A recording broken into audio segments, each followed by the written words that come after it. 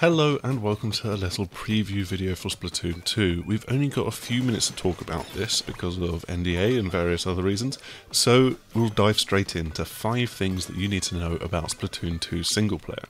Number 1, it's the same story but with a twist.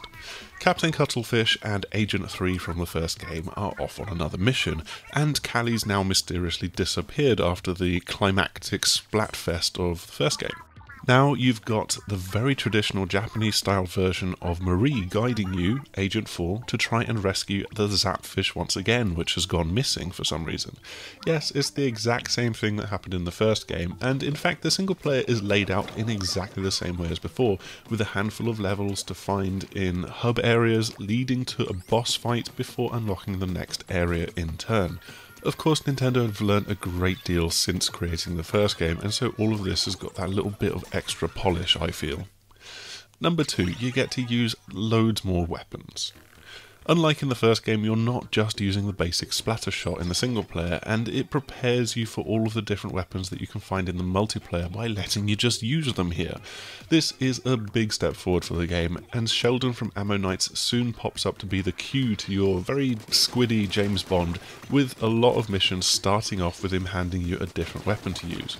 You can revisit levels and try out the other weapons that you didn't get to use that first time if you want, as well as switching on the fly between the weapons that you've unlocked whilst you're exploring the hub worlds. This is perfect for checking out how all of the weapons have been tweaked and improved since the original game. Number 3, more interesting hub worlds. The hub worlds in Splatoon 2 are now just much more interesting, thanks in part to the weapons that you get to use. Also, if something new pops up in a level, you can bet that it's going to appear in the next hub world as you're exploring it. So there's the grapple points that you need to shoot in order to have you dragged over, which appear alongside the splat charger for the first time. You've got boost pads, the improved grind rails, sponges, and so on. It all just makes exploring the hubs that bit more engaging. Oh, and another thing is that ink now persists between levels. Another reason to explore is that there's all of these playful balloons floating around, some of which might hold a secret or two, so they're worth shooting with whatever gun you've got equipped at that time. Number 4, there's more collectibles. You're not just looking for sunken scrolls that flesh out the overall backstory of the game, but you'll also be keeping an eye out for metal fish, aka sardinium, in each level. These fish, combined with just collecting the orange power eggs in the game, let you upgrade and enhance your arsenal of hero weapons at the Ammo Knights Enhancifier. So you've got a bigger ink tank, you get higher rate of fire, and a few different sub-weapons. Number 5, more interesting boss fights.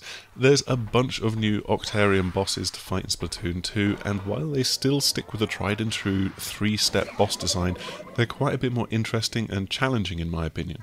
The second boss, the Octo Samurai, is the one that's been shown a fair bit during E3, so we'll focus a little bit on him to avoid spoilers. Also, we're not allowed to talk about this too much. With a splat roller of his own, he's got attacks where he charges at you, throws ink, swipes at you if you get too close, and so on. He's a pretty tough customer the first time you meet him, but you know, he's not too difficult to overcome. This is by no means anything just about the single player, but Splatoon 2 looks really great in my opinion. It's still got a few rough edges, so things like texture filtering or anti-aliasing could be improved, but it's now at 1080p on TV and runs at 720p in handheld mode with a really solid 60 frames per second on both, and I'd happily take that over anti-aliasing in this case. Combined with the visual style, the upbeat poppy music, and the still totally fresh gameplay, this is a lovely game on Nintendo Switch. That's all we've really got time for in this video, and we've got to keep it under 5 minutes this time around, so short and sweet is the order of the day. Head over to the6thAxis.com for our written preview, and we'll have our full review of the game going into all parts of single player, co-op and multiplayer next week. So hopefully we'll see you for that then. Stay fresh!